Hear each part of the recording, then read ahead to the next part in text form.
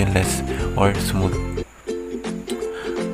So next step is to analyze or determine the value of theta and the normal force. So tandaan natin na kapag normal force, yung direction yun or yung approach is perpendicular to the surface. So yung surface natin is horizontal, therefore ang ating normal force ay vertical. So sabihin na lang natin ng normal force natin itong N at itong symbol is perpendicular. So yung N natin is yung unknown at yung isang unknown is yung theta. So ito yung theta natin or yung angle ng tension A sa na nag-exist dito sa cylinder. So ano yung gagawin natin since alam na natin lahat ng mga forces na present? Oops, nalimutan natin na yung cylinder pala is 800 pound yung kanyang pull downward o yung gravity. So therefore, yung arrow niyan is going downward. So in that, pwede na natin ma-solve isa-isa yung mga missing or yung required pinapahanap. So yung una nating hahanapin is yung theta. Since yung theta, ito yung pinakamadaling hanapin sa dalawa. So